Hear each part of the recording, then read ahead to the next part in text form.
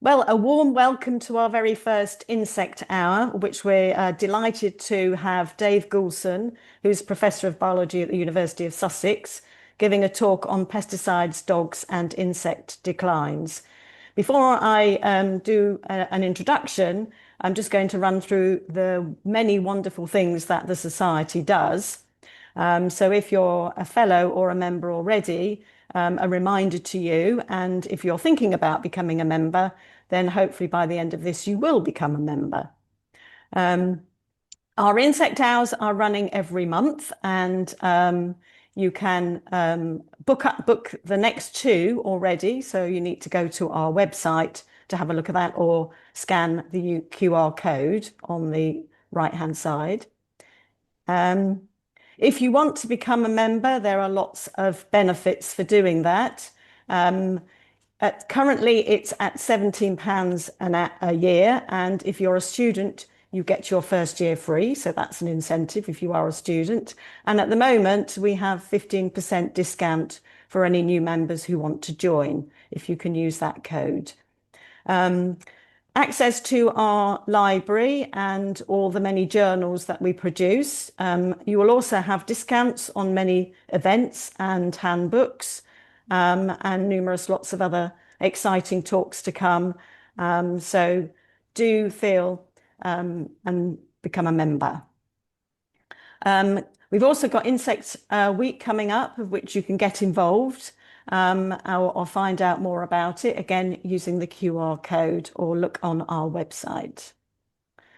We also have annually the ENTO, and we've got ENTO 26 currently asking for registration and any abstracts. So if you've got something that you would like to produce, then please, abstracts are now open. We've got very many forthcoming events which you can attend. We've got lots of SIG meetings as well as talks coming up. And so the list is there for the coming ones for the next year. The very many journals that we produce, if you have a paper that you would like to get published, we produce lots of varieties of different journals, many peer-reviewed, and also there's an option for open access. So back to our speaker, Dave Goulson, and he has published numerous scientific articles on the ecology of insects. He's also authored very many books, the latest of which is The Silent Earth in 2021, which have also been written in very many languages. He founded the Bumblebee Conservation Trust in 2006, which is a charity that's now grown to more than 12,000 members. He's had several awards, again, the latest being the Zoological Society of London's award, Clarivat Award for communicating zoology. In 2015, he was named number 8 in the BBC's Wildlife Magazine's list of the most influential people in conservation. And he's also ambassador to the UK Wildlife Trust. So with a warm welcome, Dave Goulson, over to you. Thank you, Liz. Please bear with me, everyone, while if someone else is sharing. Liz, I think you need to stop sharing. And then I can... How do I do that?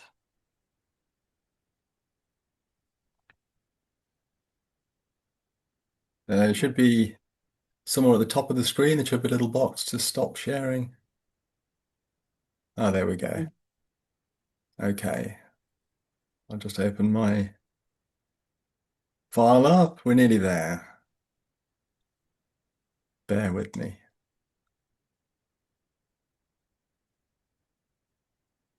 Okay. Hopefully you can now see some a random assortment of wildlife and a dog. Thanks for joining me to hear a bit about insects and pesticides and one particular sort of thread of research relating to products used on dogs and cats, which we've recently discovered may be impacting on insect life. But I'm going to start with a bit of a general preamble because I figure this might be quite a mixed audience. I guess most of you are members and fellows of the Royal Entomological Society, and probably insect enthusiasts, but maybe not everybody that's joined is an insect aficionado already. So bear with me. Uh, you probably don't need me to tell you that insects are amazing, beautiful, incredibly diverse, over 1 million known species and probably many millions yet to be discovered. Um, but sadly, many are in decline. There are huge knowledge gaps around this, particularly from the tropics. But the evidence we have suggests that insects are becoming less abundant and have probably declined quite a bit already. The chart in front of you is from a German study, quite a well-known study, sometimes called the Krefeld study, which used Malaise traps to catch flying insects. And the biomass of insects caught per trap per day is what's plotted on the chart there, and you can see it fell. Actually fell by 76% over 27 years, which is pretty alarming. I should say, keep an eye out. I believe that Krefeld 2, the return, is on its way, so because they've been monitoring ever since. So there's what happens next will soon be announced. I believe they're still declining. But anyway, I'm not going to dwell too long on that. In these declines are there are many causes. People argue about which are most important, but I guess the key point that most people agree on is that it's a combination of factors, all of them man-made, with perhaps loss of habitat still being number one. But there are many others, diseases, climate change is starting to have impacts, and so on. And pesticides undoubtedly are a contributor, particularly given the fact that we make pesticides specifically to kill insects. So it would be kind of surprising if they didn't impact. Um, Now, this is not a new story. You've probably all heard of Silent Spring, and some of you may have read it, written by Rachel Carson, published in 1962. Synthetic pesticide use to control insect pests started really after the Second World War with DDT and its relatives and the organophosphates, the first pesticides to be widely used. And they were hugely successful when they were first introduced. Crop yields leapt up. They seemed like a sort of magic silver bullet to control insect pests of crops. But of course, it wasn't long before problems started to arise, and it was Rachel Carson that first brought the negative aspects of pesticide use to the world's attention in this book. And it was very controversial at the time. She was widely kind of criticized and derided, but ultimately, I think she was proved correct. There was a huge problem. Pesticides were impacting on wildlife and farmers' health and so on and so on. And partly as a result of her book and this growing realization, pesticide use has become more and more regulated over time. There are now lots of systems in place to try to prevent pesticides from harming either people or the environment, which is good, but I would argue in many ways things have got worse rather than better. Certainly the number of pesticides available and the amount of pesticides applied to the planet has increased pretty dramatically. We're now up to about 4 million tons of active ingredient applied to farmland and in other ways each year. And that is a figure that keeps going up. The number of different pesticides, well, in Rachel Carson's day, there were in the region of 30 or 40 different active ingredients available to farmers. Today in the United States, where she lived, there's more like 1,000. The European number is 450-ish. So there's a bewildering array of different products available and going into the environment. As I say, the European, oh no, I haven't said it actually. The system in Europe is probably the best regulated in the world. We've restricted many pesticides. Quite a lot have been banned, hence the big difference between the number available in Europe and the US. But elsewhere outside Europe, pesticide use is certainly more indiscriminate. Pesticides are still applied from aeroplanes, which in this picture shows how messy that is. You're obviously going to get considerable drift if you dump pesticide dust or spray from an aeroplane or a helicopter, as is common practice in the Americas, for example. And in the developing world, or the global south, as I think we're supposed to call it these days, things are much messier. There's very little regulation and almost no policing of the regulation in many countries. This is a picture I took in India, just outside Calcutta a few years ago now. This guy is spraying a herbicide with an ancient sort of setup. It's an old brass hand pump connected to that tank he's got slung from his shoulder. He's not even wearing shoes, this guy. And he's spraying paraquat, which is banned in Europe because it's really, really toxic to people. Causes Parkinson's disease, amongst many other things. And he's using it without any protective equipment at all. That ironically, paraquat, although we banned it in Europe, we still manufacture it in Huddersfield. Most of the world's paraquat comes from a Syngenta plant in Huddersfield in northern England. So we're happy to sell it to the third world, but not to use it ourselves, which seems somewhat hypocritical. Anyway, my interest in pesticides really is tied into one particular family of pesticides, the neonicotinoids or neonicotinoids, I never know how to pronounce the darn things, um, which became quite a controversy that's bubbled on over the last 20 years. And you've probably heard of them, unless you've been hiding under a rock for the last 20 years. Um, so let me just tell you a little bit about them. They're neurotoxic pesticides. There are various different versions of them, five main ones in Europe, which are listed on the left there. Imidacloprid was the first one. Their use in Europe was mostly as a seed dressing. So those blue things are oilseed rape seeds covered in a casing of insecticide and some blue dye so that farmers know that they're treated seeds. Um, and the idea is that they protect the growing crop from insect pests. But concern pretty soon emerged that flowering crops were poisoning bees because these chemicals are systemic. They spread through the plant. They get into the pollen and the nectar. So if a farmer was growing oilseed rape or sunflowers or any other crop that bees visit, then he was giving them a dose of a neurotoxic insecticide, not just bees, I should say, any pollinator.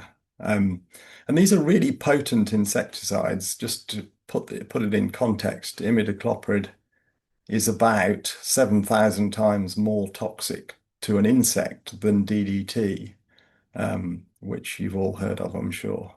Um, I've listed on the left this list of names of the different neonics. And at the bottom, I put fipronil, which is, I should clarify, is not technically a neonic, but it's part of the story that I'm going to explain.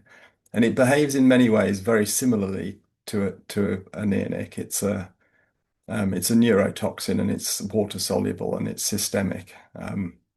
So for all practical purposes, I'm going to treat it as if it were a neonic. Anyway, so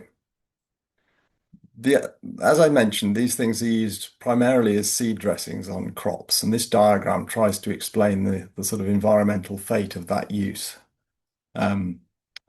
So if we start with where's my mouse gone? There we go. Start with the seed. The farmer buys the seed pre-coated in pesticide. He doesn't have to do anything but drill it into the ground. And oh, my mouse keeps disappearing. Where are I? Anyway, there we go.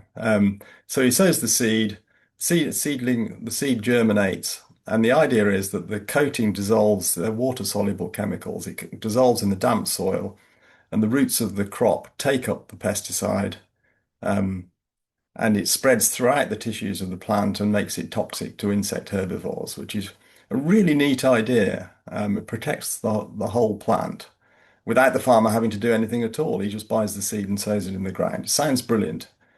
But as I've mentioned, the obvious first problem is that if it's a flowering crop, given that the chemical spreads everywhere in the plant, it gets into the pollen and nectar, which is clearly a cause for concern, but there's more to it than that, it turns out.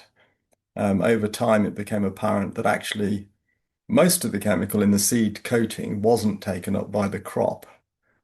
Somewhere in the region of 5% of the active ingredient ends up in the crop where you want it.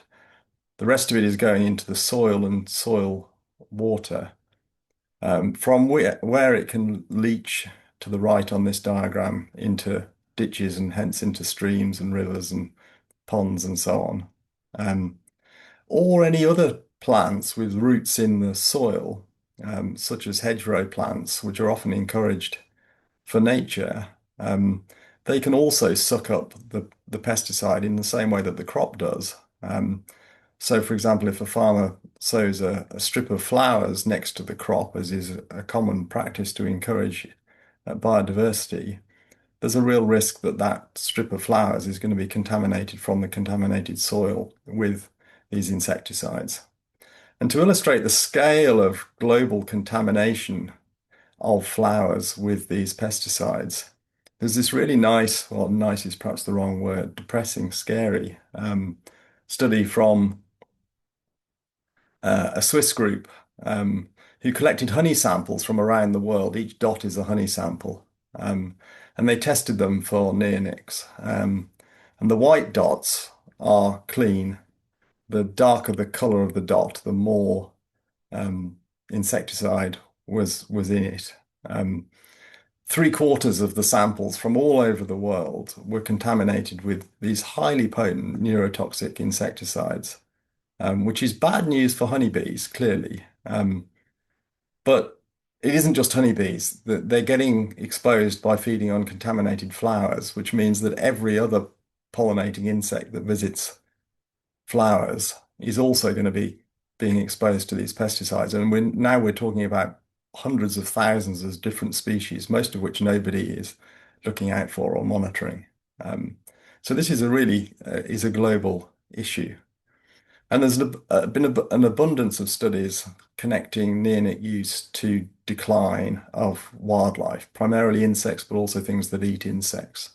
So I've just put some of the studies that emerged. There have been many others over the years.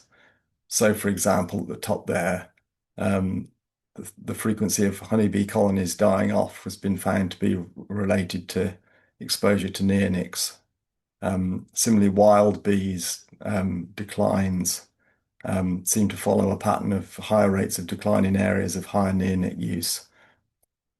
Evidence for that driving insectivorous bird declines, which would hardly be surprising given that insectivorous birds depend entirely on healthy insect populations to survive. Butterflies in the UK and California seem to be declining faster in places with more neonics. And then finally, aquatic insects decline more rapidly in areas with more aquatic pollution with neonics. As I say, lots of other studies. Probably one of the most dramatic I've come across is this one from Lake Shinji, which is the largest freshwater lake in Japan, which was monitored. The chart here shows the zooplankton biomass and how it's changed over time. Neonics were introduced to Japan in 1993 and were widely used on rice paddies surrounding the lake, which drain into the lake. And you can see the effect of neonics introduction is pretty dramatic. And in fact, there were substantial fisheries based on this lake, which collapsed because there was no food for the fish, essentially. So neonics clearly have big environmental impacts. And it's quite a nice, satisfying, encouraging story, actually, this whole neonic thing, because so they were introduced in Europe in 94 and Japan in 93. Almost immediately, if we followed the timeline down, French beekeepers flagged up that if they noticed that if they put their bees near treated sunflower crops, they were dying. And they started kicking up a fuss, but were ignored for quite a while. But eventually, scientific evidence started to accumulate that actually they were right, that sunflowers and oilseed rape and so on were harmful to pollinators. And so the European Union took action in 2013. It banned their use on flowering crops. But then more and more evidence started to emerge, some of it from my group, that wildflowers were still being contaminated from use of these chemicals on non-flowering crops like wheat, which is one of the biggest crops, of course, in Europe, and was still being almost universally treated with neonics, which were contaminating the soil and contaminating wildflowers and hedgerow plants and so on. So, 2018, the EU banned all farming uses, though it did allow some derogations, emergency uses for a few years. But in 2023, the European Union decided that was a bad idea and stopped them altogether. It took us a couple of years to follow suit. But in 2025, there was lots of celebration in Europe, in the UK from environmental campaigners when the UK government did something good and refused to grant the last derogation for neonics. So it's quite it's nice to see governments acting on scientific research, following the science and taking action to protect the environment. Fabulous. And you'd think that might have been the end of the story were it not for this study from Bug Life that came out in 2017 in the midst of the whole sort of neonics in farming debate, written by Matt Shardlow, who used to be CEO of Bug Life, the insect conservation charity. I'm sure you're familiar with them. Um, so he'd got hold of Environment Agency data on river pollution with imidacloprid. And the chart is, the map is fairly self-explanatory, really. Green dots were rivers that were clean, up to red dots, which were rivers which were contaminated with imidacloprid at levels that are sufficient to do harm to aquatic insects, that even in the short term. And the broad pattern is for higher levels of pollution in the arable, intensively arable regions of eastern Britain, which is exactly what you'd expect. Except there's just this odd thing that Matt picked up on, which is that there was a contaminated river in the middle of the Cairngorm National Park, which was miles from the nearest arable crop. And that flagged up something which almost all of us were completely unaware of, that even people who've been studying neonics for years, like me. I didn't know at the time that while they were being banned for arable use, they were still widely available for use to put on the family pet, dogs, cats, and even rabbits. Um, the two main products are imidacloprid, which I've mentioned repeatedly, the neonic, and also fipronil, which you'll remember I talked about earlier as a very similar compound. And both of them are widely available as what are called spot-ons, little plastic bottles which you squeeze a few drops of insecticide onto the skin on the neck of your dog or cat or rabbit. Um, and if you follow the advice on the packet, you do that every month to protect the dog against fleas and ticks. And they're widely advertised as for prophylactic use. So you use them year round, 12 months, 12 times a year on your dog or cat, even if it doesn't have ticks or fleas. And they've become very popular.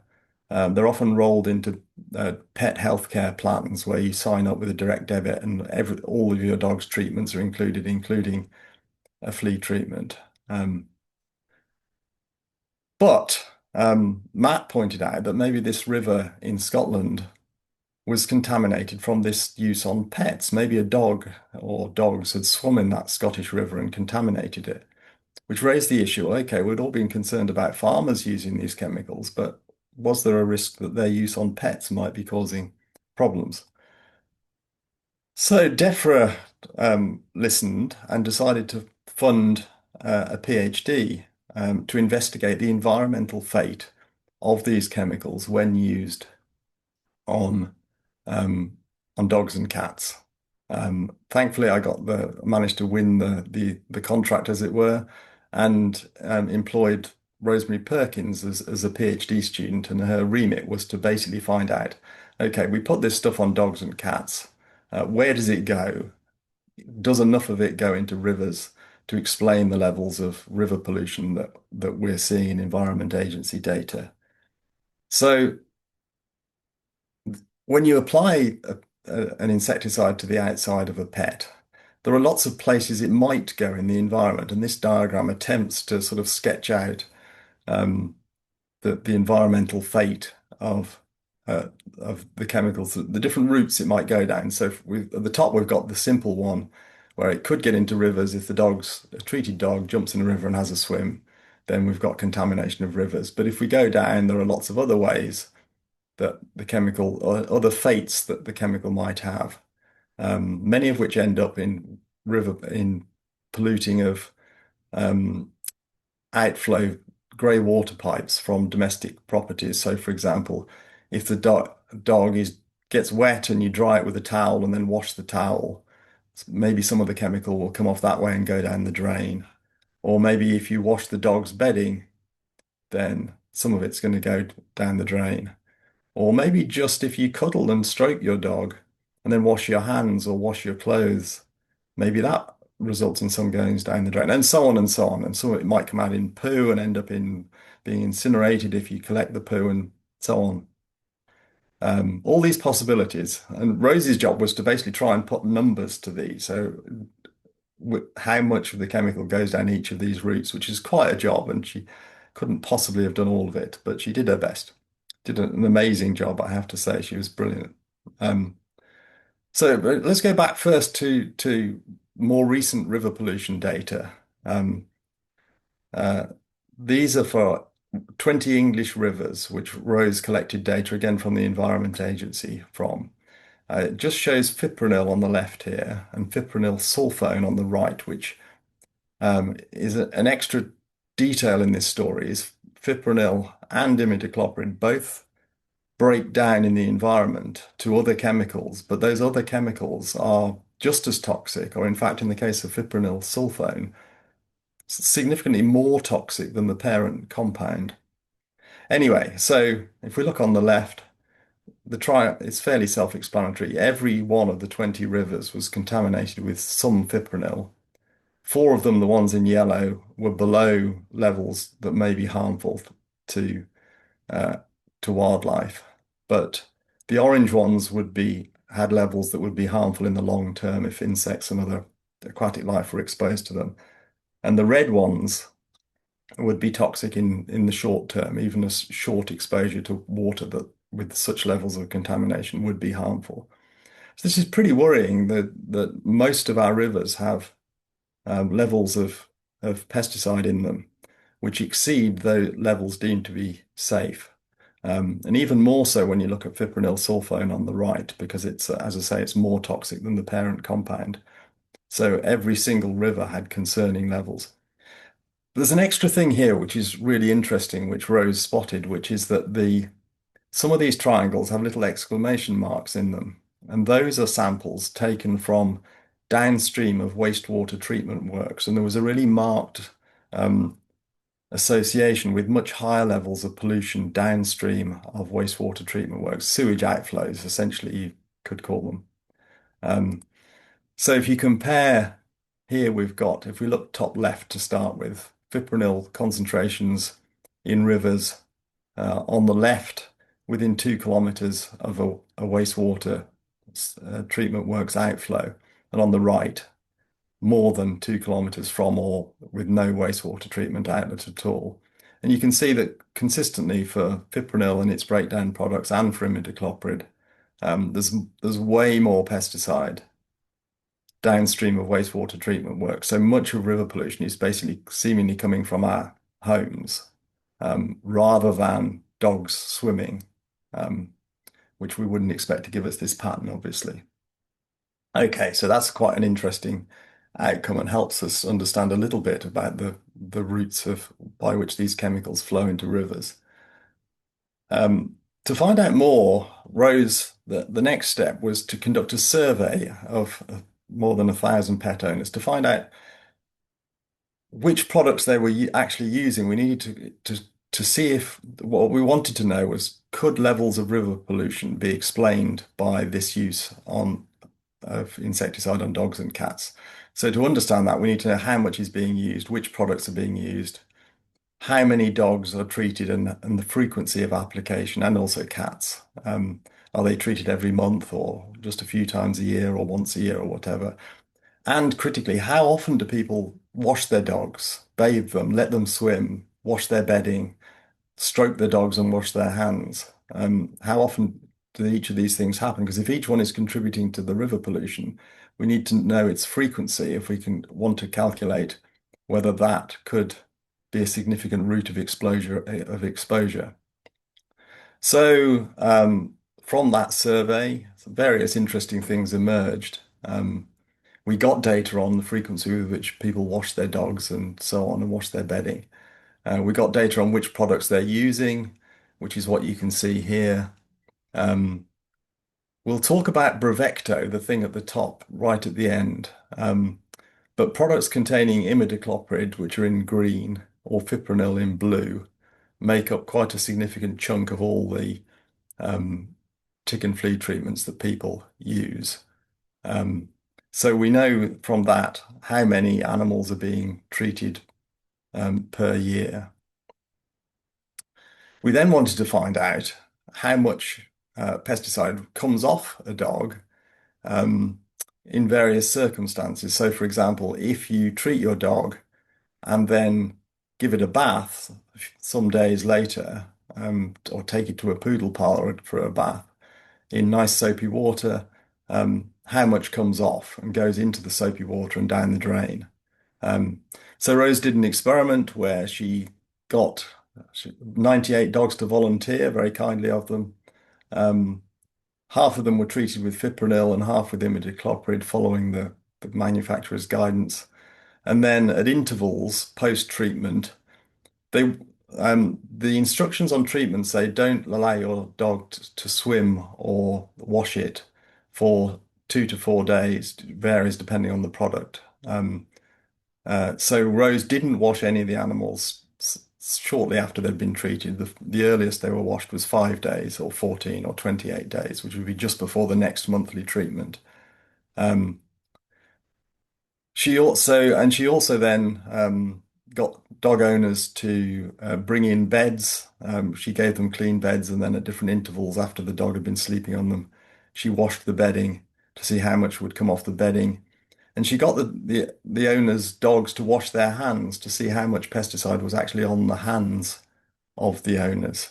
And these are the results. So fipronil in green, imidacloprid in orange. There's an overall pattern that slightly more imidacloprid seems to come off than fipronil, but the overall takeaway, I guess, from this is that whether it's via bathing or hand washing, that product is coming off the dog throughout the month, whether it's 5, 14, or 28 days after treatment. There's more at 5 days than at 28 days, but even at 28 days following the treatment, these dogs are still covered in significant amounts of insecticide, which washes off if they're given a bath or stroked. Top right, I'm not sure whether you can see the label, but top right, I think, is bed washing at different intervals post treatment. So Rose was able to quantify. She knows how often dogs are washed and their beds are washed, and she knows now how much comes off.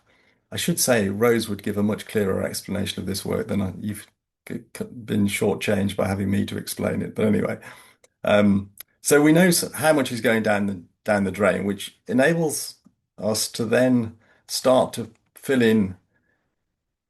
follow the fate of the chemical from its application to the dog through to where it ends up. So this is imidacloprid, and this is kind of shows what Rose has managed to construct as to the different pathways and amounts of chemical that flow from dogs and cats through to potentially ending up in wastewater. So if we start with on the left, that shows the amount of chemical being used. The height of those bars shows the amount of chemical going on to the pets. And on the right, you've got the amount in wastewater, both before and after, before it goes into a wastewater treatment works and after it comes out. And a lot of it is unknown. So, for example, Rose didn't have time to study dogs given impregnated collars, which is rather than using a spot on dripping the stuff onto their neck, you can give them a collar. We didn't. She hasn't, at least in this chart. She has since looked at this, but there's no data shown here. We don't know where that goes. We don't know where cat treatments go because you didn't look into that. But for dogs, we have now figures for bathing, bed washing, and hand washing. And those three things alone account for or account for a sufficient chemical going into wastewater influent that explains about very nearly half of the total amount that we detect in wastewater. So these just bathing, bed washing, and hand washing, if that accounts for half, then if the other half is coming from the remainder, so this amount of the chemical, this big blue block in the middle, is unaccounted for. This yellow block above it, or green, or whatever color that is unaccounted for. If a similar amount makes it through to wastewater, that's the whole pollution of wastewater explained by these chemicals going on to dogs and cats. I'm not explaining this as well as I should. I do apologize. Do read the original paper if you want to properly understand it. Rose explains it much better than I do. The next chart is fipronil, which is very similar. The pathways at the bottom that we've quantified explain only about a quarter of the amount of chemical we see in wastewater influent. But it's easy to imagine that more makes it through to wastewater that we haven't yet worked out exactly what the pathway is. Okay. Finally, Rose looked at forget wastewater. The thing that Matt first suspected, Matt Shardlow, was that dog swimming was the problem. So Rose did another experiment to find out if dogs were just dunked in cold water rather than being washed in hot soapy water, how much comes off the dog? And this basically is similar to one of the early charts, shows you different time intervals post-treatment. Remember that you're not supposed to let your dog swim for 4 days, but clearly if it swims on the fifth day, which you're allowed to do, a whole wadge of insecticide comes off it and goes into the environment, be it fipronil or imidacloprid. And the amount declines over time, which is what we'd expect. But even at 28 days, just before the dog is due to be treated again, there's quite a significant amount. Okay.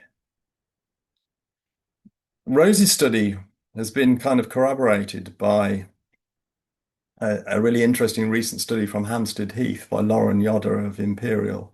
Hampstead Heath has various ponds, which some of which have lots and lots of dogs that go swimming in them. Others of which are in remote locations and are designated as non-dog swimming ponds. What this chart shows you is the relationship between the number of dogs along the bottom and the concentration of these two insecticides, imidacloprid on the left and fipronil on the right. And it's a bit noisy, but basically ponds without dogs had no pesticide in them. Ponds with lots of dogs had loads of pesticide, exactly as you'd expect. The green dashed line shows you the safe level, as it were, for these pesticides for impact on aquatic wildlife. So all the dog ponds basically were way, way above the safe limit for these chemicals. So coming slowly towards the end, I've overrun slightly, I do apologize. It does seem that these chemicals are the major source of pollution of our English rivers. Obviously, there are many other pollutants, but treatment of dogs and cats is probably enough to explain the pollution we're seeing of rivers.